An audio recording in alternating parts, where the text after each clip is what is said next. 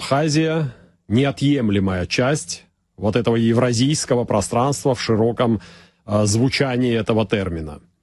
Наше, еще раз подчеркну, положение дает нам возможность говорить о целом наборе преимуществ. У нас очень серьезный потенциал, несмотря на скромные размеры нашей страны, в плане логистики, в плане транзитных возможностей, транспортных возможностей.